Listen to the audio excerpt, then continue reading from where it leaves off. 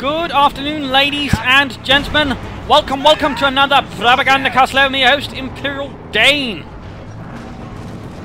We're off here to look at another fresh unit, the StuG StuG recently updated here in the El Day update.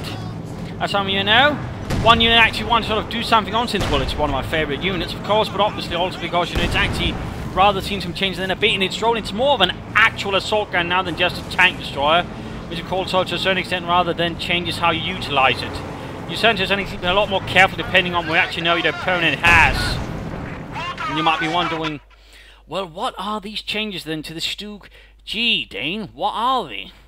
Well, there are a series of changes, including, amongst other things, it has less penetration. Now, not a lot, but still less penetration, which in conjunction with the other penetration changes means he's not going to, for example, being sort of, you know, heavy tank destroyer at range, for example.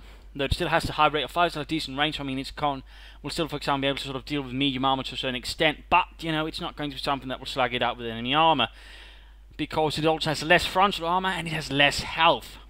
And you might be wondering, well, what does it gain? Well, beyond the pencil-mounted machine gun, which has gotten better, it's gotten cheaper, so you can sort of get more of them, and generally now it's more sort of, again, a weapon you want to use in numbers, basically more of a battery weapon, if you will, or at least something, you know, less rushing in.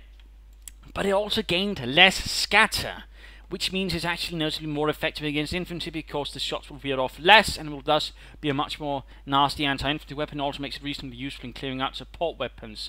For example, a fun little fact is a pair of StuGs, under the right conditions, and I say right conditions, can actually clear out a field gun in a pair of shots. But again, right conditions. If you do it the wrong way, you'll lose the StuGs. If you do it the right way, you do it with clever and a bit of sneaky tactics, you can knock out a field gun reasonably well. So that's a bit important there.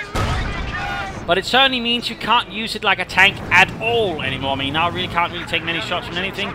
It might be able to sort of dodge a few shots from a T-34, T-70 from the front, but overall field guns, anything heavier than the T-34 will not have an awful lot of problems. Maybe at Veteran 2 some shots will bounce a bit, but even then the effect of Veteran 2 is also less pronounced, so which actually I think is a bit unfortunate. Overall then you're more relying on the increased rate of fire mobility of Veteran 2 and Veteran 3, which overall makes it more nasty. Of course, spotting scopes are still quite a valuable upgrade for it. Now of course just more blasting infantry, of course that's really now where it's sort of also useful. And of course that also then changes slightly your tactics. I mean, again, you usually want to screen an assault gun. Of course with this you can sort of get away with slightly less. But of course it also makes it very necessary to actually cover it flanks, because also a lot of units it's fighting have now gotten better. The T-34, the T-70, I mean, if a StuG gets flanked by any of those, it's pretty much game over. So more than ever, it's very, very vital to ensure the flanks are covered, and also they don't run into any field guns, because the StuG here can very quickly go into flames if you're not careful. But on the other hand, a well-handled StuG can actually lay down a lot of pressure on your opponent with his infantry, with his armor, with his vehicles. Though at the same time, when you're dealing with armor, again, you know, stay at max range if possible. Yes, we might not penetrate. Also, again, the high rate of fire to a certain extent will make up for it. And otherwise, with heavy armor, you'll want to use target weak point. And certainly, if you're planning on fighting armor, you want more than one StuG. But again, note here, I mean, with the high rate of fire, it is overall more effective.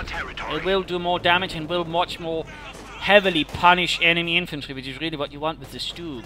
And of course, with spotting scopes, it is able to see much farther, and again take much better advantage of its longer range, which is also what you want with the StuG. And also getting it the pencil-mounted machine gun now is not necessarily a bad idea, since it will actually make it harder for enemy infantry to move across it. But again, you know, use its range, be careful, try to cover flanks, don't send it in on its own blindly, because that's really going to end up bad. It's not the sort of thing you can just rush in. Might be mindful of flanks, be mindful of flankers, and otherwise rely on its range and its rate of fire, because again it will have one of the highest rates of fire for any unit that can shoot at enemy armor on the German side. And otherwise, you know, use it to deal with infantry. And generally when you're using the StuG you want more than one. Just getting one StuG is not necessarily going to have a huge effect. On the other hand, 2 or 3, and I would say 3 is about sort of the right size, a bit of a small battery there, can usually be used to sort of apply a lot of pressure to your opponent, and can also threaten most armor reasonably well. Of course, the StuG still does reasonable damage. It still does 160, which again, then we combine with rate of fire and all the other things, means again, you know, insufficient numbers and can actually pressure most enemy armor. Though, be careful with the tech destroyers and field guns, since they'll really be one of the sort of the other main priorities that can take it on head on without much issue. Though at the same time, if you ambush an StuG with the correct numbers, you can take it up, since the StuG actually has less frontal armor. So some slight things there as well to keep in mind.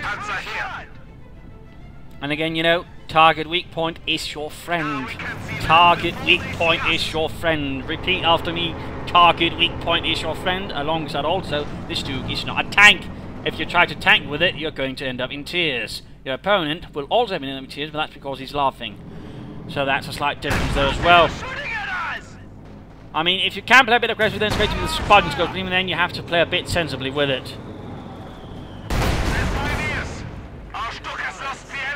So that's also something rather vital to keep in mind. But again, they can apply some nasty pressure to your opponent. Again, at that price, you can usually get more than one of them.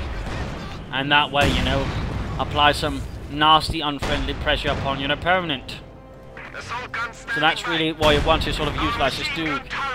And generally, work them with infantry. If you don't have spotting scopes, you know, have infantry work in front of them, or have scout cars or something like that. You don't want to use the sort of blindly in, and again, you know, if possible, you know, use them at range in particular versus infantry. That's something vital to keep in mind. If you do those little things, you'll find yourself having a lot more fun with your assault guns than you otherwise might have.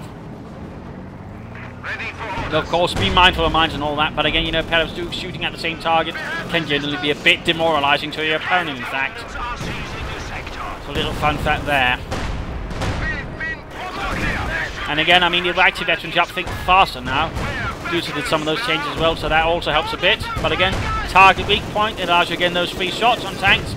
And again, you know, that gets you more experience faster. And again, what you really want in the StuG now is experience. Again, you get that much higher rate of fire where it really begins punishing your opponent's infantry.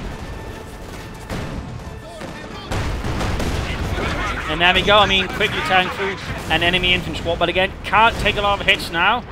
So again, very important to keep that in mind, but hopefully that sort of overall sort of puts in the strengths and weaknesses of the new StuG, how to utilize it, how to get the most out of it, and of course, you know, to the opponent. So for those fighting against the StuG, you know, if you're running around the infantry, don't run in front of a StuG, it's going to end up in tears.